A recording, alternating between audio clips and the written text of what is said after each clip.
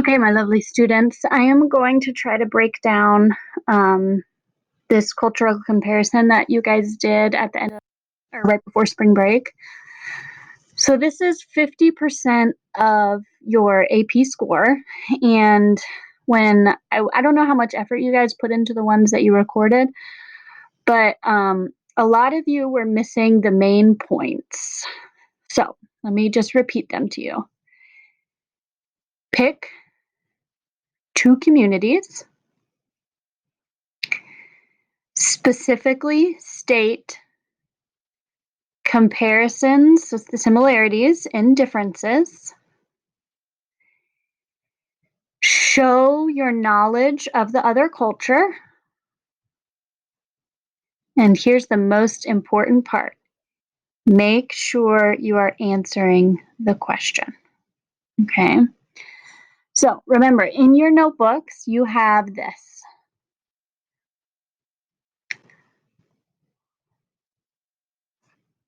Okay? It's a pretty clear guideline of how to organize your presentation. You can use this during the exam. Okay? There's a few different things here. I think I also gave you this, which is some useful vocabulary. You can use all of this during the exam. Okay? Or maybe this is what I gave you guys. There's a lot of different things here. But in short, you need to have an introduction, clearly state what culture you're comparing to, and you're only choosing one. Some of you are choosing various. You're only choosing one, and you're comparing it with another culture, usually your own, but you could also choose another like country if you know a lot about Japanese culture or something.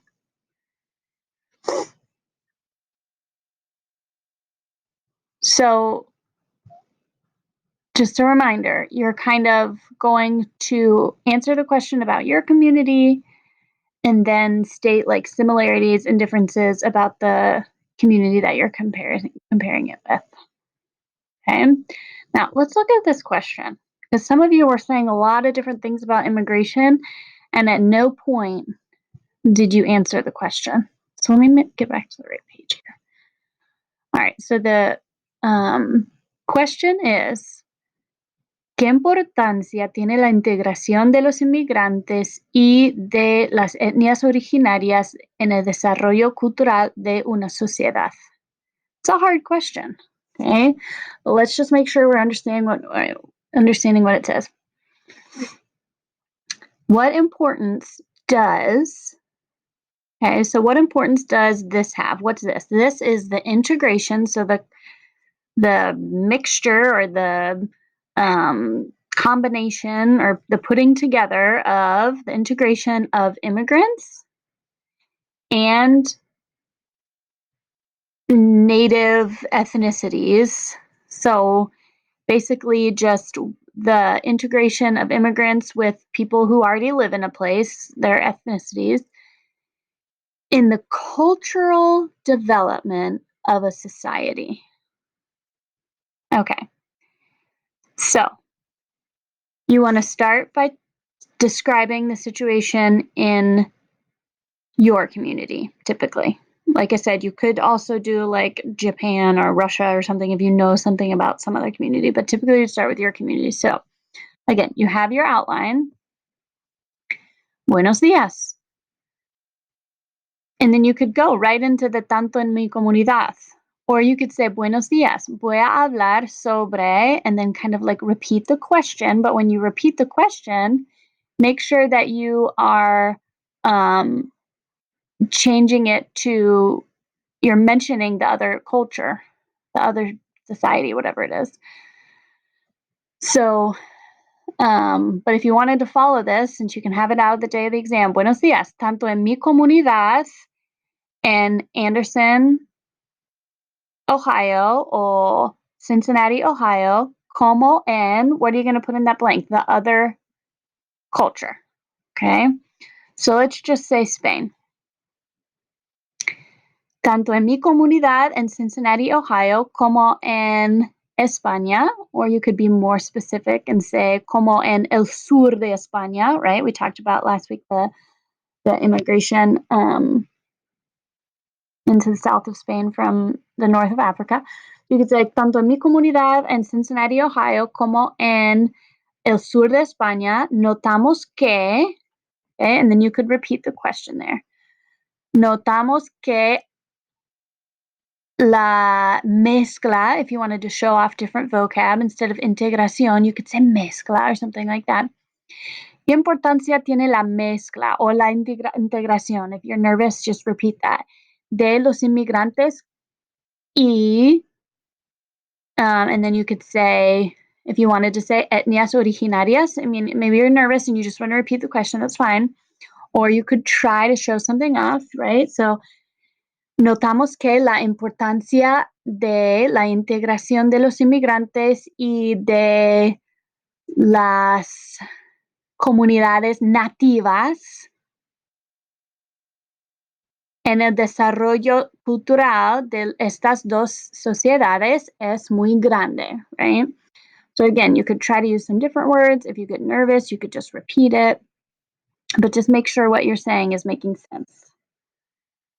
All right, then let's look back here. You are going to talk about your community.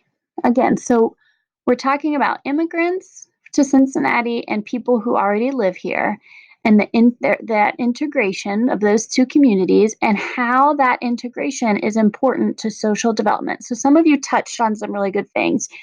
You talked about cultural events, you talk about language diversity, things like that. So you could just, 2 or 3 examples of what that looks like in your community.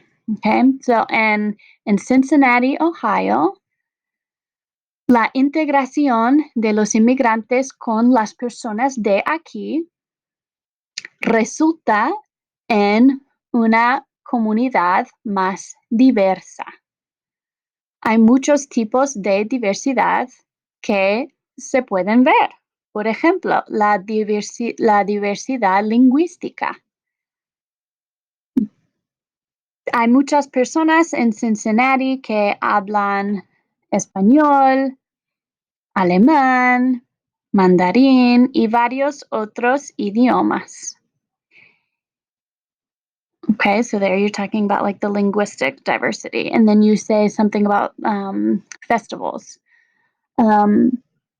También podemos ver una mezcla no solamente de los idiomas, pero también de las culturas.